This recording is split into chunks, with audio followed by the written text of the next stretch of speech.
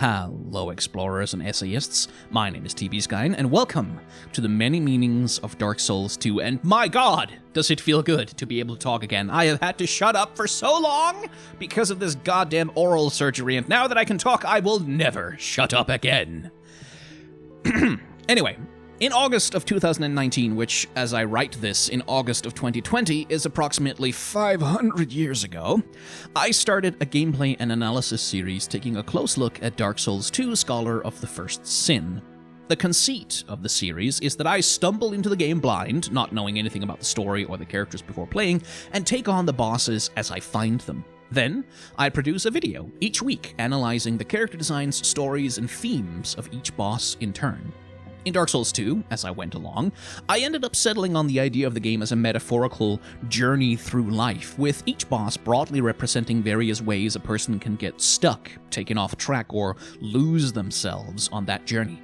I leaned heavily on themes of personal identity and psychology and drew on my education as a historian and my various personal interests.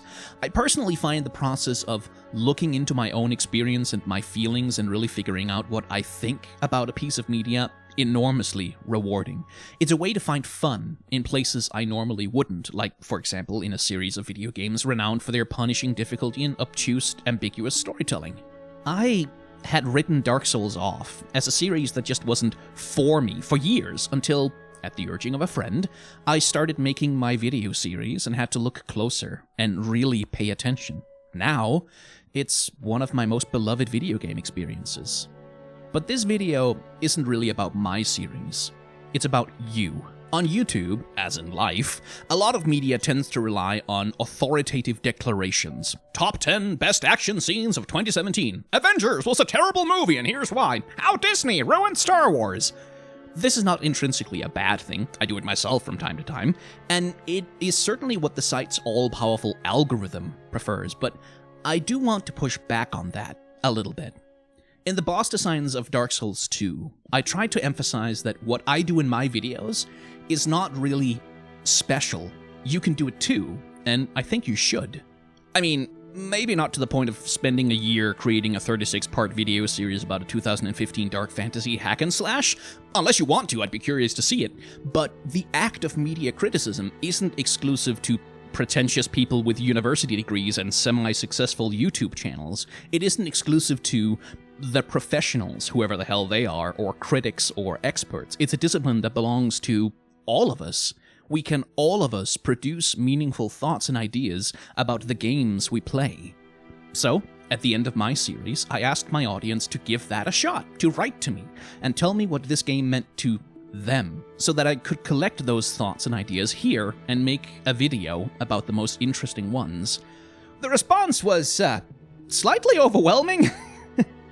So, the essays that are collected here are taken with permission from the comments underneath my video, from emails that people have sent to me, and from private messages sent on social media. I've edited them for grammar and spelling and consistency, but sometimes I have also made more substantial edits to sentence structure, phrasing, and general clarity of language.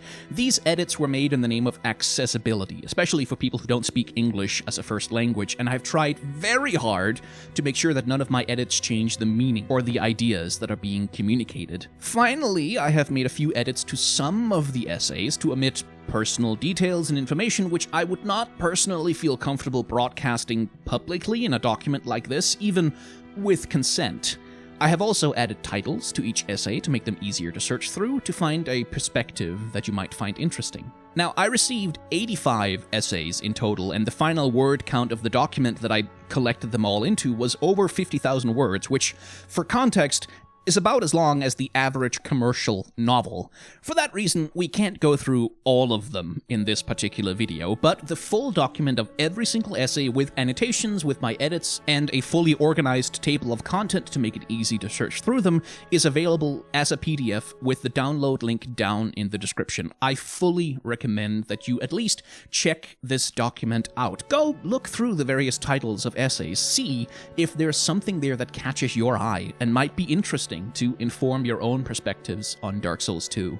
It's been tremendously fascinating for me to read through these, because to me it proves the point that I've been trying to make with the whole series, that this stuff is available to everyone, that everyone can look for more, deeper meaning in the things, in the media that they consume.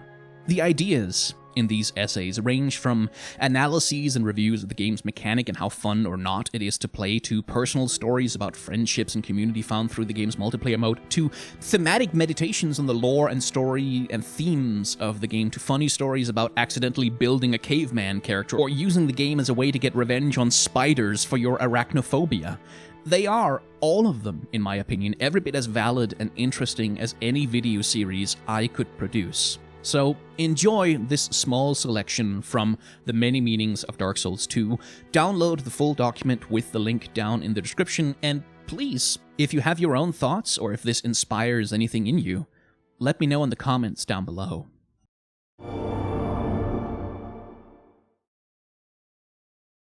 My first Dark Souls 2 experience was probably very different from most other experiences. One of my friends is a huge Dark Souls fan and gifted me Dark Souls 2 for my birthday so that we could play together. However, he was so excited to show me everything he loved about this game that he got very overenthusiastic. The game was really no challenge anymore since he knew basically all there is to know about it, easily soloing most bosses and enemies. Thus, it felt less like a dangerous adventure and more like a guided tour through a theme park or a museum. It got more and more ridiculous as time went on, with him doing a cosplay of Jesus and spamming miracles, while I wore the Jester helmet, which I had combined with the Onion armor. This ludicrous spectacle peaked when we had another friend join us for the DLC areas, and I got invaded by a player with bright purple anime hair who was named Bad Waifu. After repeatedly getting beat up by 3 players, Bad Waifu decided to just tag along for a while and help us clear the area.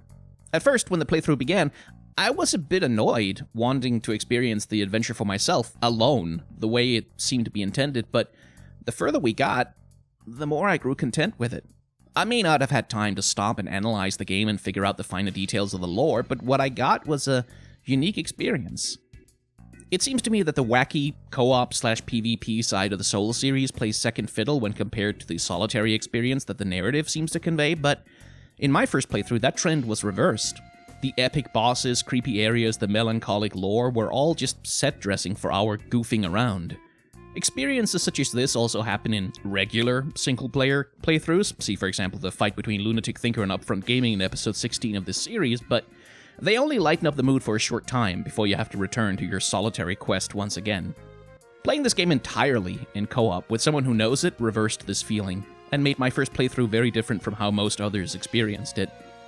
The lore and world were kinda lost under our goofy shenanigans, but what I remember about this game is the time I spent with my friends. TLDR, my first Dark Souls experience was the friends I played with along the way. I really don't have a reading of this game, as I did with Dark Souls 1, and I'm not as interested in giving it one, since I can't help see the game as a sort of playground, and I'm having difficulty separating it from that context.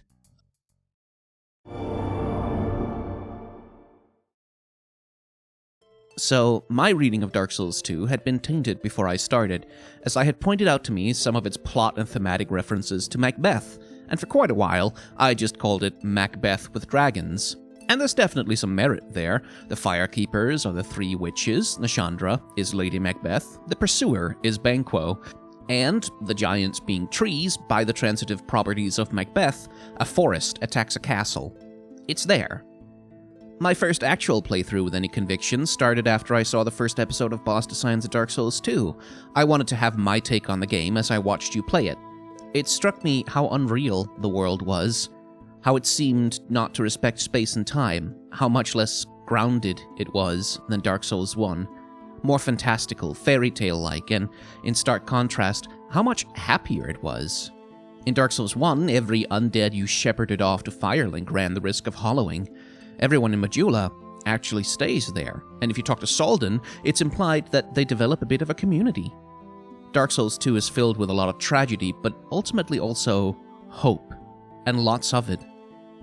My first character ended up being a jack of all trades, a sword, a halberd, a bow, a shield, some pyromancy, some miracles. It felt prudent to prepare for a vast array of challenges and environments. But, in the end, I didn't prove myself a monarch.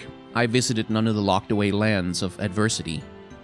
This had me confront Nashandra as a mere undead, susceptible to the curse, burning away my humanity just to fight. Finally, spent, my resources depleted, my strength at its limits, I managed to beat Death herself and ascend the Throne of Want. I've since replayed the game many times, every time as a different build, Hexer, Paladin, Cleric, Bleeder, Poisoner, you name it. Unlike in Dark Souls 1, I have no preferred method.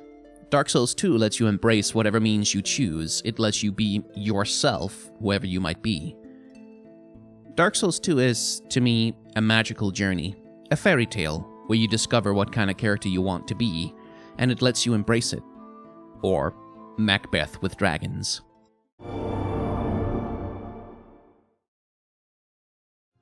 I remember reaching the original Dark Souls 2 ending. Despite not having any expectation, as I hadn't played Dark Souls 1 at the time, I remember it feeling hollow. No choice, no agency, just another pawn of fate fulfilling their role in this pointless, endless cycle. Light, dark, it's all the same. We were shackled to this fate with no other choice, kill or be killed, take the souls of others, or hollow. This frustration about the lack of choices was present throughout the entire experience. There was only the illusion of choice. No matter how hard you tried, you couldn't save anyone or do anything meaningful. The people you cared about would lose faith and go hollow, and eventually none of your achievements would amount to anything more than a new set of ruins and another boss for the next undead to overcome. Aldia presented an out. For all his flaws as a person, he was driven by a need to break this cycle. His "there is no path" were the most liberating words in the entire game. Finally, I could do something of my own accord, rather than being bound to a fate by the mistakes of a king long forgotten. Yes, we're still following the path that someone else has set out for us, but at the very least, it is something new. We know that taking the throne is pointless, but there's hope that there may be another way. What happens if we ignore this fate? What if the next undead does not find a hollow king sitting on his throne, but no king at all? It may be a false choice, yes, but a choice that has some hope of succeeding, unlike the alternative. In a meaningless world, the only meaning that matters is the one that we make for ourselves. I choose to follow my curiosity, for better or for worse. TLDR, I'm a nihilistic ass, and this game did a pretty good job at channeling and dealing with that.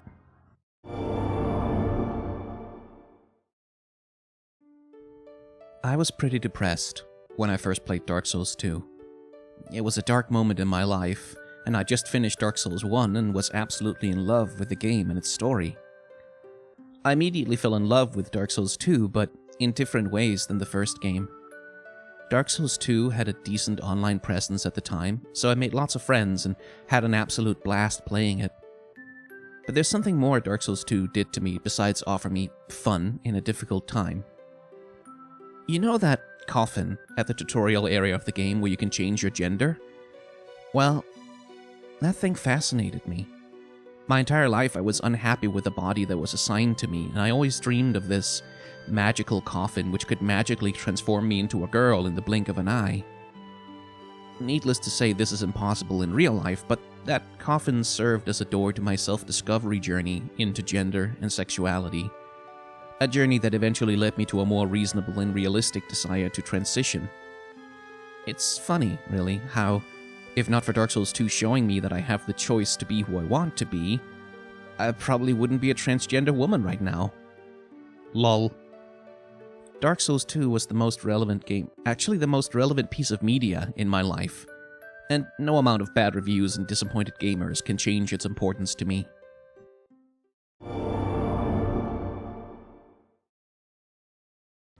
I don't really play much Dark Souls. I played Dark Souls 2 until the Throne Defenders and just stopped. I just really liked swinging my sword and putting on new clothes.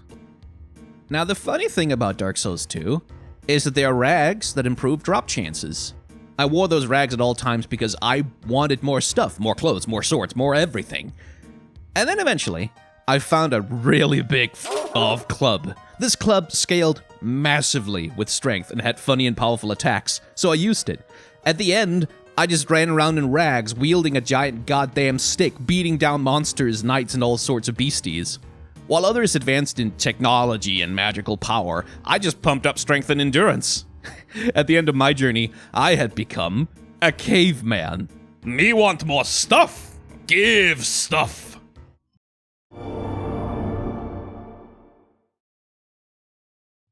There I was, after having a horrible first playthrough of Dark Souls 1, full of fear, indecisiveness, scared, and going through difficult times, even resorting to guides and tricks to make it easier, when a friend of mine asked me if we could play Dark Souls 2 together.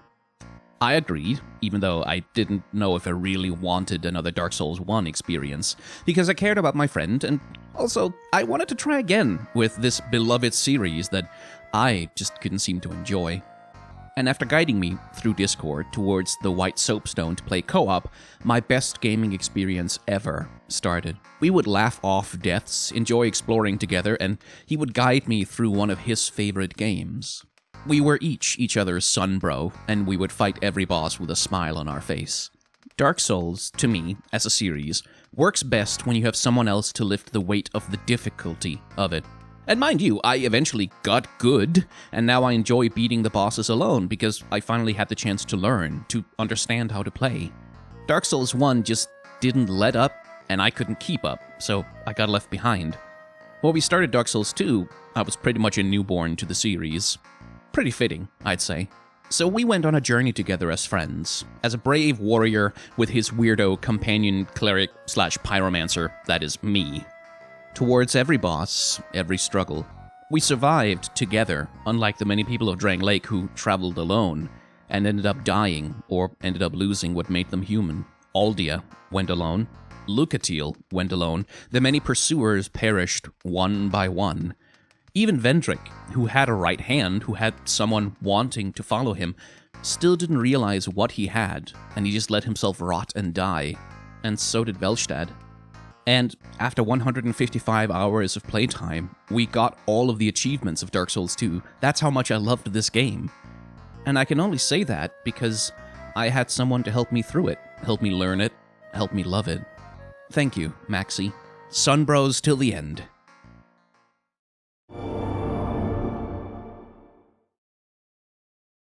The Anarchist View. Dark Souls 2, to me, is a story about the removal of unjust power structures. You begin the game with a quest, become powerful enough to become the new king, but why does one get to lead simply because they are the strongest among us? You start with the last giant, an unfortunate victim of imperialism, and put him out of his misery. You continue through the game, stopping undead from being tortured by the chariot simply because of who they are. Then you come to your first king, a horrible, twisted man bathed in molten iron. You destroy him, and the abomination he turned the one friend he had into. Sometime later, your purpose changes. Now, not only do you have to overthrow this king, but others that have ruled in the past.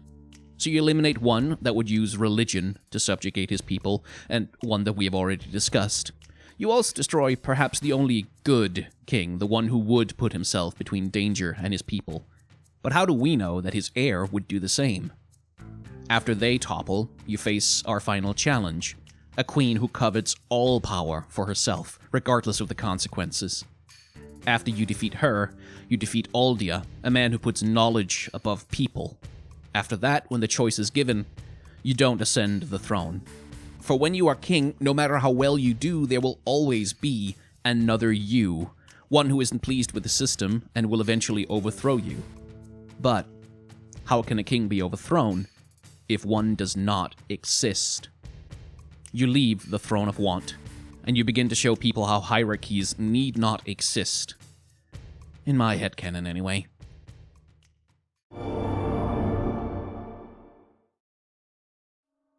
I'd like to offer my take that Dark Souls 2 is a kind of remix of Arthurian legend. Like Camelot, Drang Lake is a prosperous kingdom with stalwart knights and a wise king, and like Camelot, it has fallen. Aldia is a Merlin figure of sorts. Nashandra is Guinevere and Morgan Le Fay wrapped up in one package, the wicked queen who brings down the king with wars caused by her desires. I think Velstad might be Lancelot. His hex is darkened soul, and the fact that he's summoned by Alana hints that he might have had some contact with the dark. Maybe intimate contact, and perhaps he's doing penance in the crypt. Vendrick is King Arthur, of course, who did not die, but was sealed away in a magic place. It's just that Arthur is imagined as sleeping in Avalon, while Vendrick's undying state is somewhat more horrifying to behold. But he's also the Fisher King. The Fisher King has grievous wounds that do not heal, but does not die either. He's also the guardian of the Holy Grail, and only the chosen knight can heal him and reach the Grail. The Grail is portrayed as the cup Christ drank from at the Last Supper, but even in its own legends, it's clear that the Grail is a metaphor. The Grail itself, that is, the Throne of Want in Drang Lake, is ultimately unimportant. It's the quest that matters. The quest for the Grail is the search for holiness. It's not something most people are capable of ever achieving, but yet it is good and proper to reach for it. In other words, you need to get good, and if you get good enough to beat the final boss, that's your actual reward.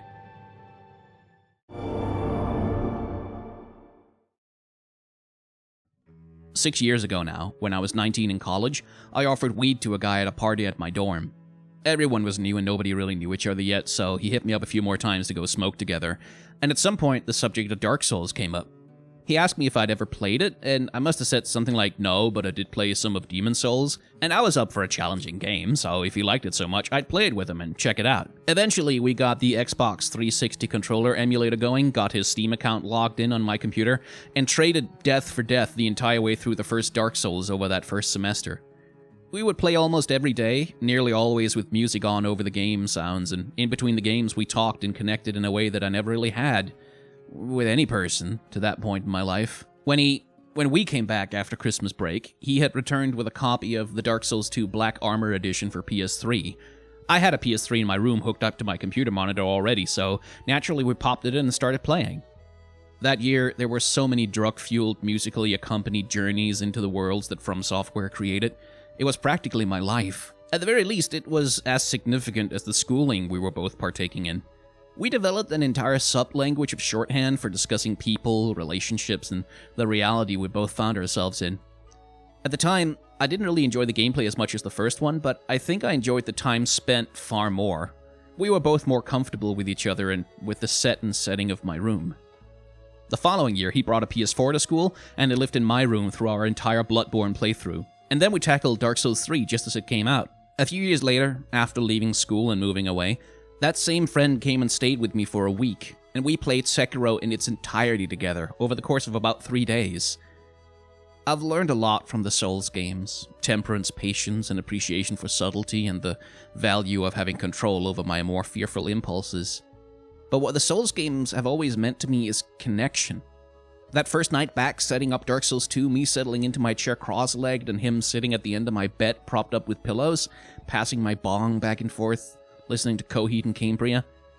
I had left home to return to school, but when we sat back down to play this game, that's when it felt like I was finally back home.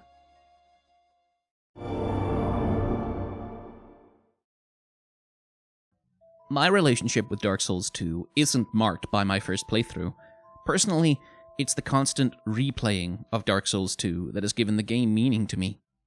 Like for so many others, Dark Souls 2 was my first game in the series. I played the original game as a teen, when I was still living with my parents. My first playthrough was incredibly messy. I had absolutely no idea what the story was, I had no idea where I was going, or how to play the game properly. In fact, I dropped the game a few bosses before the end. But the unsolved mysteries, unexplored world, and untested gameplay styles made me come back. I had a few more playthroughs where I dropped the game about halfway through. I enjoyed trying new styles, but could never commit to finishing. Even so, I was getting more confident, understanding the story more and more, learning to look at item descriptions, and finding new shortcuts and secret areas. Finally, I was confident, skilled, and committed enough to actually follow through. On, I think, my fourth character, I essentially blew through the early areas and made my way to Nashandra pretty quickly. I'd finished the game. As I was playing the original, I didn't have a choice of ending, so I sat on the throne. My journey was over. But really, it was just starting. Since then, I've played the game multiple times. Only a few months after moving out and starting university, I bought Scholar of the First Sin for PS4. It was a redefinition of the game and presented new challenges to overcome with new strategies, and now I know that game well, too. I've lost count of how many characters I've made on both those discs, but now I can blow through the whole game pretty easily, doing crazy fun challenge runs and using underpowered weapons. Well, I still haven't done 2 of the DLCs, so I guess I haven't mastered it yet. I think most of my interpretation of the story has been said before. The light and hope of Majula contrasted with a dying world, characters losing themselves, finding people they'd lost, or finding new hope and friends when they thought they'd be truly alone, the ways in which the greed and cowardice of those in power trample upon the helpless. But I have a personal connection that no one else does. The game has followed me through my growth as a person, from a teen, unsure and hesitant, trying out new skills and expressions of my identity, until finding one I can be confident with, and then trying out new ones for fun. Moving out and having new challenges all over again, and then, several years later, mastering it all over again. Also, this is kind of specific, but it's fun seeing how my skill at unraveling the world and story of Dark Souls 2 has followed my growth as an ancient historian. I haven't played it since finishing my degree. Maybe it's time to see how much I've grown. I still have a few more challenges to overcome.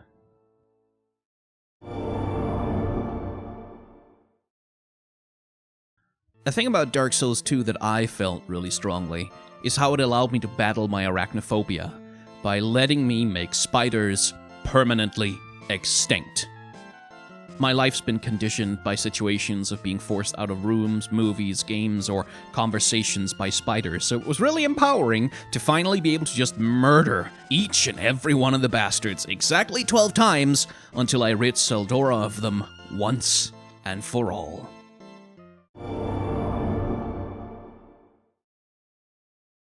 What I love about Dark Souls 2 is how brave it was, and how it invalidates the decision at the end of Dark Souls 1.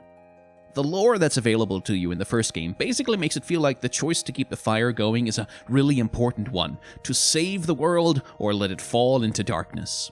Obviously there's nuance here, but it feels like a spin on a classic good versus evil binary choice.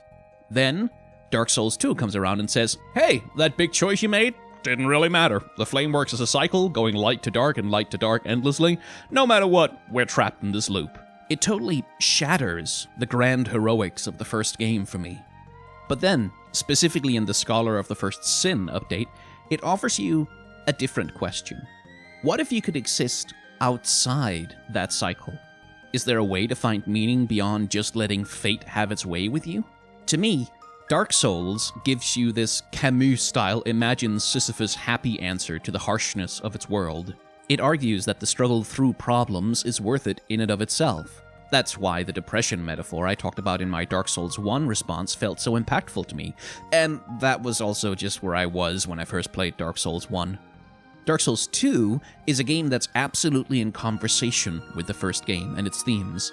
It agrees that perseverance through pain is valuable, but the sequel also challenges those struggles by asking why they exist in the first place. Dark Souls 2 posits that the endless repetition of lighting the fire or letting it burn out and then waiting around for the next phase to start, pushing the boulder up and watching it roll back down again, is in its own way a kind of resignation, a giving up. This is just the way things are, it says, and dares you to shrug your shoulders and accept it. Maybe, if you pull yourself up by your bootstraps, you can put yourself in a better position, reaching the throne and becoming a monarch, getting the cure, a crown that only one person can wear. But the Throne of Want, ironically, isn't really all that desirable in the end. You're just expected to want it based on your expectations on how game narratives work, especially if you played Dark Souls 1, and it seems like the place to go and solve your problems. But it'll eventually just put the world back the same place it started.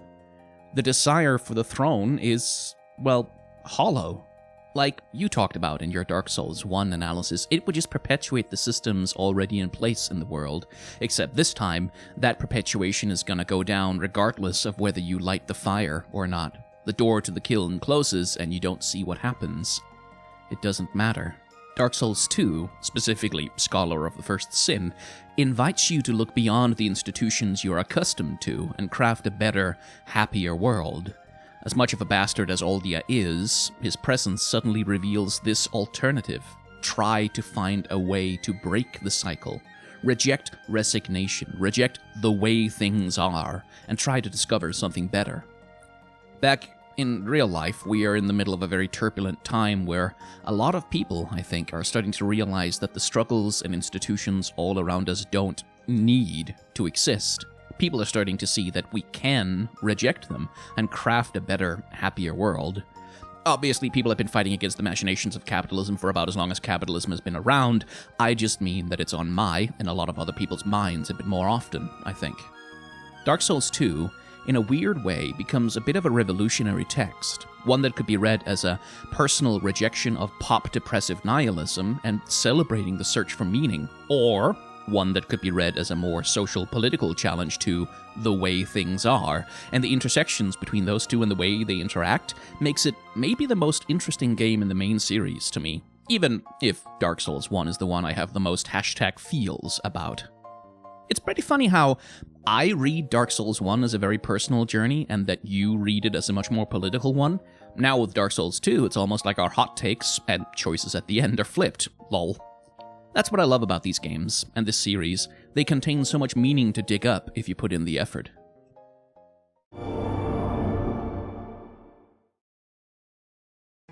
For me, Dark Souls 2 means a lot. It was my first Souls game, and definitely the one I put the most time into. Though, the time I put into it really came down to escaping from the world around me. You see, about a year before the game came out, my dad died of a brain hemorrhage related to his alcoholism. I took a lot of the blame for that onto myself. It felt like I was responsible, like I didn't do enough to save my dad. Of course, now I realize there wasn't much I could have done, being 12.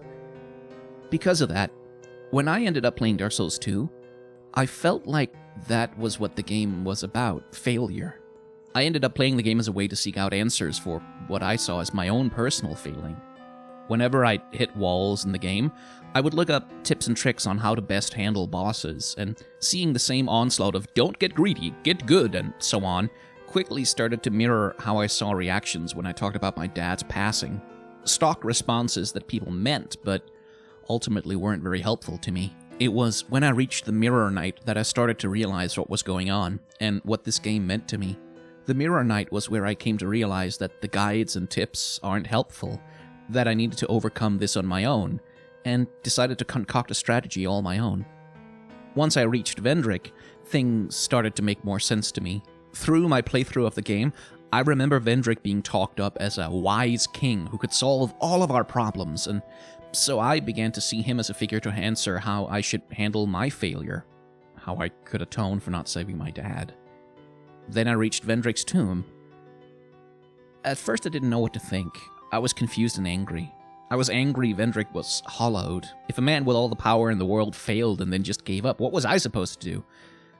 Why couldn't he have hung on until I got there? Told me what I needed to make things right. From there, I thought about Velstad, a strong, loyal person brought down by the failings of another, and I started to see how my failures affected those around me, how when I retreated into my own little tomb of self-pity, some friends and family stayed by me, my own Velstads, people who I would inevitably drag down with me. I also saw how some decided I was a lost cause and sought their own happiness. They were my rhymes. It was from this initial thought process that I started to connect things from my life to the game, and once I reached Nashandra, it all began to click for me. When I took the throne, I was disappointed how simple and easy I found the Nashandra fight, but the more I thought about it, the more I preferred that. She was a boss who was easy, but for some reason Vendrick couldn't defeat her.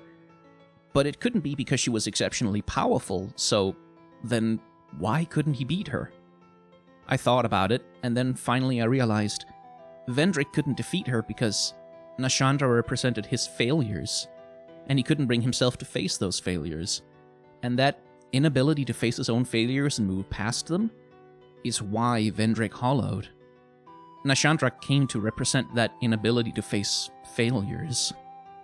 I decided that I needed to be better than Vendrick, Velstad, the Lost Sinner, all those in the game who had been consumed by their failures. So I decided to move forward, realizing what I could have done better and what I couldn't change.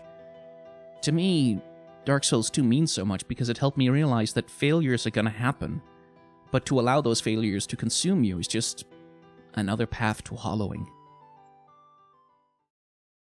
So as I mentioned earlier, I received a couple of really long essays about Dark Souls 2, and much as I'd like to read through them for you now in this video, it would quite literally take hours. So what I'm going to do here is I'm going to read the conclusion of the 2 long essays that I received. Now, there's a lot more to them than just the conclusions. I really think you should check them out and read like the whole thing if you find these questions at all interesting. But for the purposes of this video, the conclusion is all I can fit in. We'll start with Fume Knight of Shovelry. I have traced the paths of Lucatiel, Vengarl, Shanalot, Vendrick, and Aldia through their changes and beyond, within the context of Dark Souls 2. What then is my conclusion? That Dark Souls 2 is a game about change? That hardly seems enough of a thesis to stand on its own.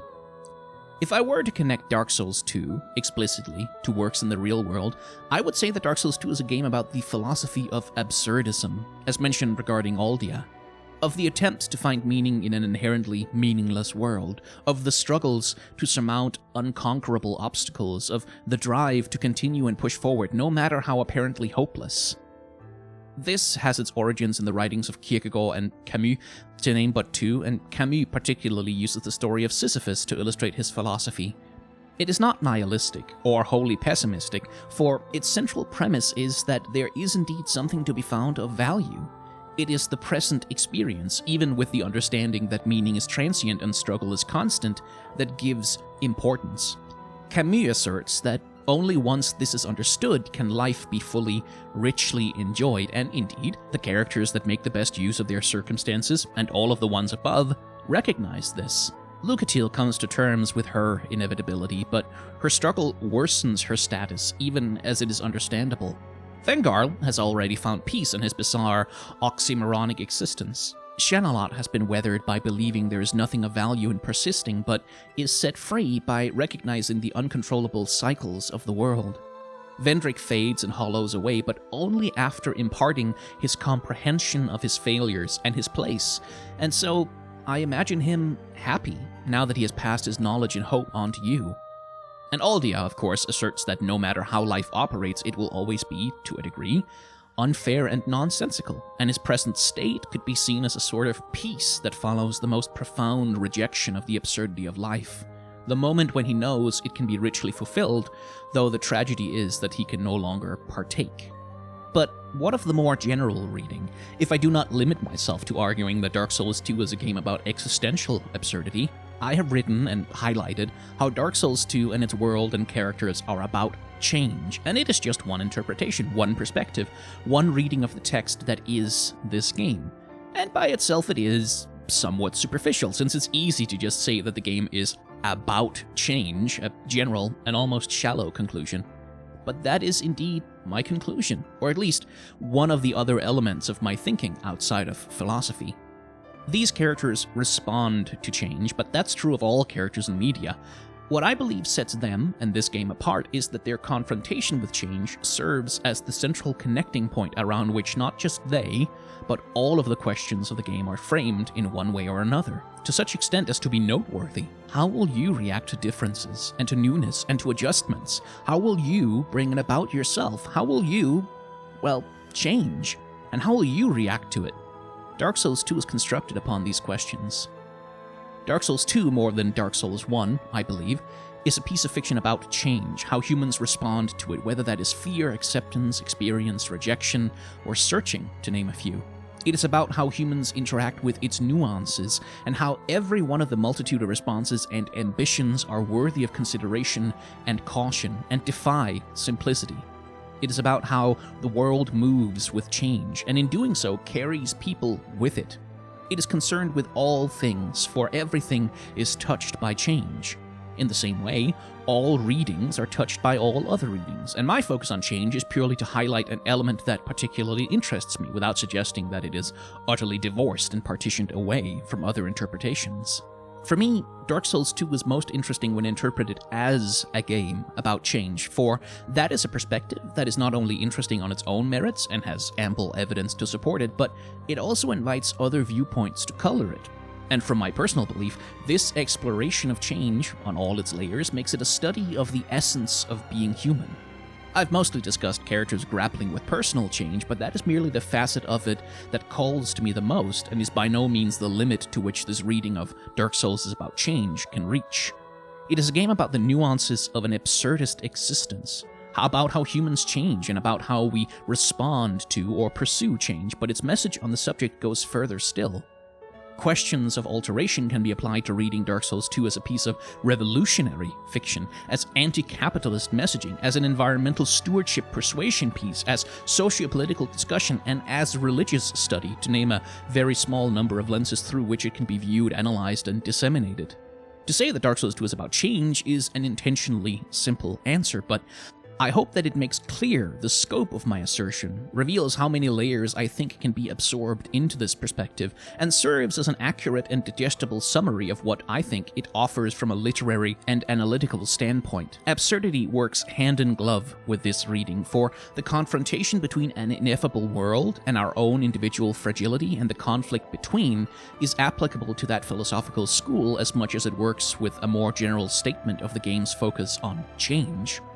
To live is to change, and the universe has always changed. A physicist would assert, correctly, that the universe changes towards disorder, towards entropy.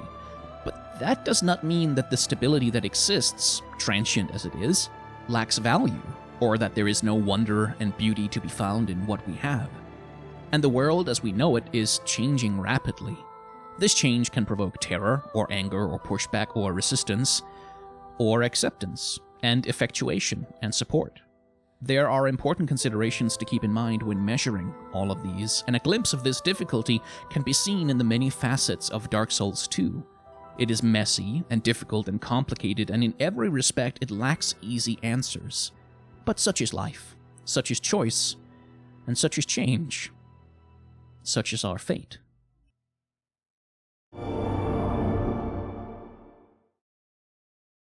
I tend to make a serious character for my first run, and then absolute abominations for other runs. As I'm sure is rather obvious, Polonium Man was a joke character that I made for laughs. I honestly do not remember why I named the character that either, but I really wish I did. I don't think it was a They Might Be Giants reference, but quite honestly, I'm just not sure. I made him, I think, 2 years ago, when I got bored and decided to play some Dark Souls 2 again, only to get halfway through and get distracted by other games. You playing through the series was a convenient excuse to finally get back and finish the game again. While it's never as satisfying as the first time through, completing a playthrough of a Souls game is still, nevertheless, a rewarding experience. No matter how awful I feel and how demotivated I am, that has remained true, and it's why the game's so dear to my heart. People meme about the games being difficult, but that's not really true. They're punishing, yes, but if you play smart, they're very much beatable. I always want to share my love for the games with others, and any chance I have to do so, I always take without hesitation, because the games just mean that much to me. I've been stuck in on and off depressive episodes for the past 5 years now, and I can tell you that, even at my worst, if somebody asked me to co-op with them, I'd be down in a heartbeat. The way the games connect people is absolutely fascinating. When asked to explain how he came up with the idea for the co-op, Miyazaki explained, "The origin of that idea is actually due to a personal experience, where a car suddenly stopped on a hillside after some heavy snow and started to slip," says Miyazaki. "The car following me also got stuck, and then the one behind it spontaneously bumped into it and started pushing it up the hill. That's it! That's how everyone can get home. Then it was my turn, and everyone started pushing my car up the hill, and I managed to get home safely. But I couldn't stop the car to say thanks to the people who gave me a shove. I'd just have gotten stuck again if I'd stopped. On the way home, I wondered whether the last person in line had made it home, and thought that I would probably never meet the people who had helped me. I thought that maybe if we'd met in another place, we'd become friends. Or maybe we'd just fight. You could probably call it a connection of mutual assistance between transient people. Oddly, that incident will probably linger in my heart for a long time. Simply because it's fleeting, I think it stays with you a lot longer. Like the cherry blossoms we Japanese love so much. What makes Dark Souls 2 so special to me, however, is its personal stakes. The other games in the Souls series are much more epic, with big players in the background manipulating events and trying to get people to serve their own ends. In Dark Souls 2, it's a story about you. It's your own character's journey. The entire thing is centered around you as you travel through Drang Lake from the Forest of the Fallen Giants all the way to the Throne of Want. Even the endings are presented as personal rather than as these grand and important events. It's instead just one person making a decision for themselves. It's this personal quality, this inherent focus on one's individuality, that really makes the game stand out as the journey of a person rather than simply somebody doing something simply for the greater good or out of selfish desire.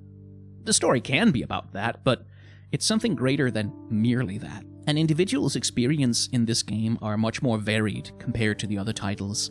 Some might find Lucatiel to be an NPC that strikes them as memorable and significant on their first playthrough, while for me, Lucatiel was more relevant on my second playthrough. Instead, the NPC I remember most is Soldan, of all people.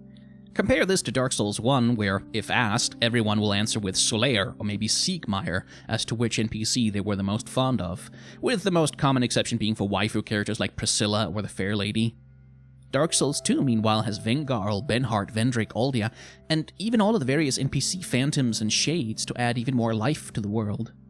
I guarantee you that there is somebody out there whose favorite NPC is Sellsword Lue and his dual shields of destiny. To add even more to that fact is the open-ended nature of the early game, meaning players will often run around all of the different paths and tunnels fighting the various bosses, meaning even the order that players experience the various parts of the game in are individualized. Somebody could fight the Iron King and then the Rotten and then the Duke's Dear Freya and ultimately the Lost Sinner, while somebody else may fight the bosses in the opposite order. Ultimately, that is Dark Souls 2's greatest strength as a game, and one of several reasons that I hold it so dear to my heart. In my opinion, Dark Souls 2 is ultimately the weakest game in the series. It is, rather ironically, focused on being vague and ambiguous in its story and rigid in its gameplay. However, it's by far the most unique of the three, and this uniqueness is the true charm of the game rather than the quality of the work. This is why many people often feel it doesn't quite fit into the series overall. However, I feel like people who say that are missing the point. Dark Souls 2 fits rather well into the series, as its focus isn't about the overall world and its history. Rather, the focus is on what a random cycle of the flame would be like. Dark Souls 1 focuses on the origins of the flame and would later become the cycle of fire linking. Dark Souls 3 is about endings. In that way, it makes sense how so much information is seemingly forgotten about. It doesn't matter to people anymore. What happened in the past so long ago is meaningless to people by this point. So, that was just a small sample of the many ideas, thoughts, stories, and perspectives that people have shared with me in the days after I finished Dark Souls 2. Thank you deeply to the people who have contributed to this collection. I hope that the perspectives offered here will be an inspiration for how you engage, not just with Dark Souls 2, but with all of the games that you play. I think we all deserve to enjoy our media more. Thank you also to my supporters on Patreon, whose patient support and funding is a big part of the reason why I can afford to spend like a week, perhaps more, editing 50,000 plus words of video game analysis into an essay collection. That's not, usually the kind of thing that you can just, do when you have to pay rent. So, thank you all very much for watching this video. Thank you for reading the collection, if you do. Thank you for contributing. Thank you for watching me play through Dark Souls 2 and letting me do this stuff for a job. That's a very weird thing that I get to do, and I don't understand why, but I'm taking advantage. And it makes me very happy. Thank you.